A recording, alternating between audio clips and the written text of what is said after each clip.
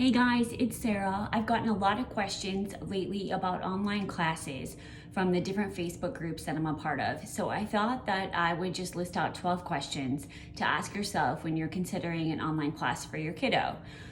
So the first one is, do you want to be your child's teacher? So do you want them to just have curriculum that they can check out and that you can, work with them on, you can look through together their modules, where you're the teacher? Or do you want something where someone is live actually teaching them the content, assigning them homework and whatnot?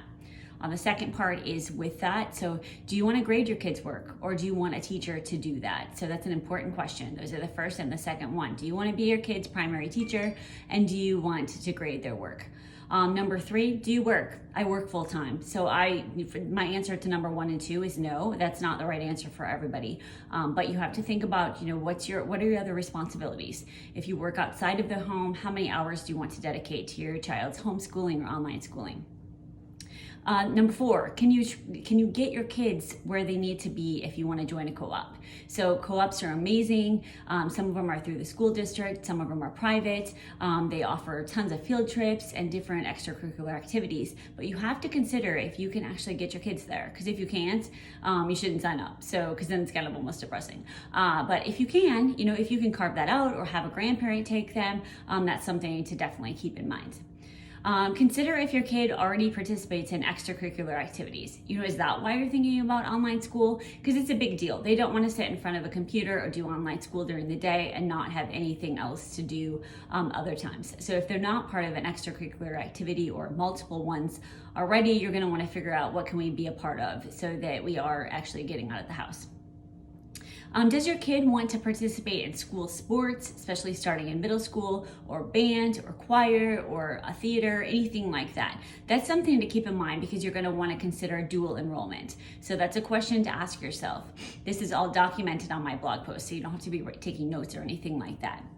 Do you want a curriculum that's based on the Common Core? Because if you do, that's something at the outset you want to know. So if you want to follow the Common Core, that's going to narrow down your choices, which isn't a bad thing, but it's something to know.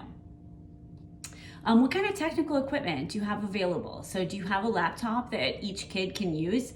Because if they're going to be doing online school, they're going to need either a laptop or an iPad or some way to access the different content. So you think about what you already have available, what kind of budget you have for that type of thing, and what hours, if you have one laptop for a couple kids, maybe you can stagger it, that kind of thing.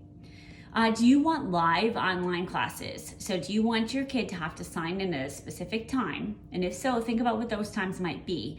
Or do you want more of a flex version where they can log in at their choice and go through maybe a video, do some reading on the assigned things?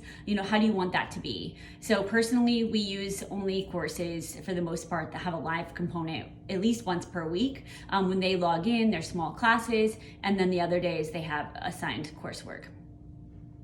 Do you want an all-in-one program? So do you want something where it's kind of a bundle, where it's just one program for every subject? Or do you want to piece together your own curriculum? So you've got your core classes, and then you would have to add the additional things in there. So what would you prefer? Do you want to look through each provider and decide what's best? Or do you want to just pick one thing? Think about what motivates your child. We're on question number 9 here. What motivates your child? What gets them going? I've got 3 kids and every one of them is different. One of them waits till the last minute to do every single assignment, whereas the other one, if you give her work, it's done. And then the third one, she's kind of like the one that likes the gold star. So if she likes to be rewarded, she likes to see that kind of, a chart, that kind of thing. So think about what motivates your kids. And then the final question, and this is an important one, what's your budget? There are some fantastic online school providers out there, but they can get expensive. So think about what can you spend, and that way when you're looking at the curriculum, you can kind of prioritize, okay, maybe math is most important, or maybe language arts is most important to me, or science, because I want someone else to teach that subject, and that's where I want to put most of my money. But these are all things. So those are 10 questions to ask yourself, or 12 questions to ask yourself right before you even begin.